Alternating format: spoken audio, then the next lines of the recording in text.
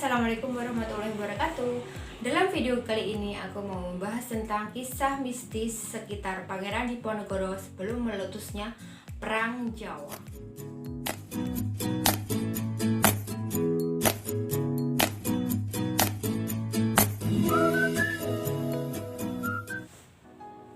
Pangeran Diponegoro lahir di Yogyakarta pada tanggal 11 November 1785. Ibunya bernama Ratu Kedaton dengan ayahnya Hamengkubuwono III. Diponegoro ini merupakan cucu kesayangan dari Raja Mangkubumi atau Hamengkubuwono I. Karena pangeran lahir pada pasaran Jumat Wage, itu dipercaya kalau bayi yang lahir dalam Jumat Wage itu merupakan bayi yang akan membawa perubahan, pandai berbicara, bijaksana, dan tegas. Itu yang diramalkan pada awal kelahirannya Pangeran Diponegoro.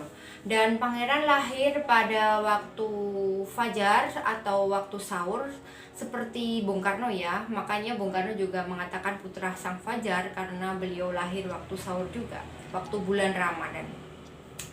Karena lahir waktu bulan Ramadan juga diperkirakan nantinya Pangeran Diponegoro itu akan membawa tatanan yang besar bagi seluruh tatanan Jawa terutama seperti itu. Ramalan mistis pertama tentang Pangeran Diponegoro itu ada waktu Hamengkubuwono I yang mengatakan nanti Pangeran Diponegoro akan membuat suatu kerusakan tatanan di Jawa. Oleh karena itu, untuk membantu pangeran atau membesarkan pangeran, Hamengkubuwono I sebagai kakek buyutnya menyarankan pangeran diasuh oleh nenek buyutnya di Tegalrejo. Jadi pangeran tidak diasuh oleh ayah dan ibunya karena ayahnya pangeran Hamengkubuwono III itu masih umur 16 tahun. Jadi maksudnya masih kecil begitu loh ya. Akhirnya pangeran diasuh oleh nenek buyutnya di Tegalrejo untuk menghindari pangeran dari hawa-hawa yang negatif.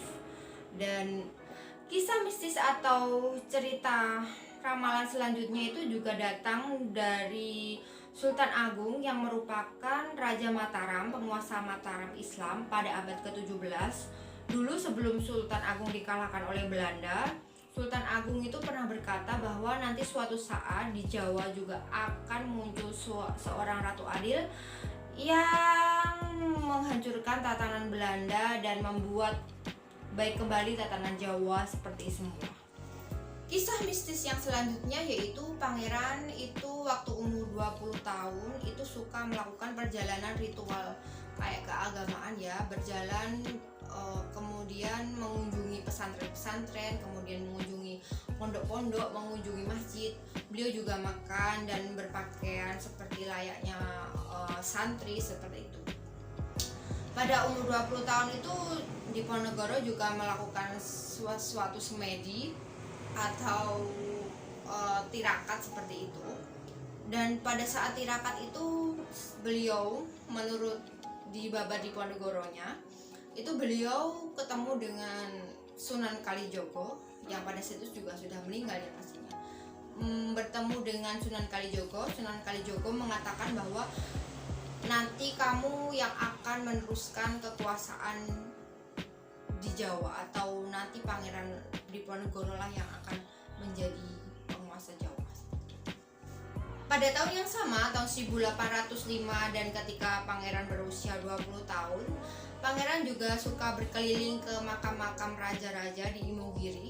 Imogiri itu makam raja seperti Sultan Agung, Panembahan Senopati, intinya raja-raja Mataram lah.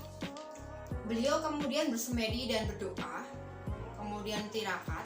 Pada suatu malam pangeran itu seperti dikasih wangsit gitu loh, seperti ada sesuatu hal mistis yang datang. Kemudian itu terjadi di makamnya Sultan Agung.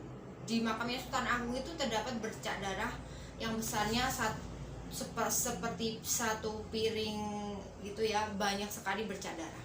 Nah itu diramalkan nanti bahwa akan terjadi perang. Pada suatu hari nanti akan pasti terjadi perang. Karena firasatnya seperti itu. Ada banyak bercak darah di makamnya Sultan Agung seperti itu. Jadi Sultan Agung memberikan firasat-firasat untuk pangeran untuk berjaga-jaga untuk lebih berat. Setelah dari makam Imogiri ya, pangeran berjalan lagi, kemudian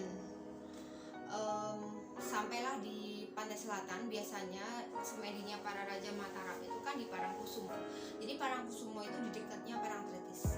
Pangeran juga di situ. Kemudian di situ pangeran dapat pangsit bahwasanya pangeran harus menjaga benar-benar Hamengkubuwono III atau ayahnya dari suksesi tampuk kekuasaan.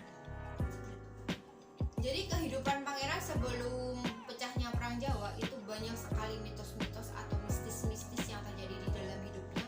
Pertama ketemu dengan Sultan Agung, kemudian bertemu dengan Sunan Kalijogo, dan kemudian bertemu dengan Nyi Roro Kidul atau penguasa laut selatan seperti itu. Jadi sepertinya itu di dalam biografinya atau di dalam Babad Diponegoro itu menggambarkan dirinya sendiri mempunyai kekuatan mistis.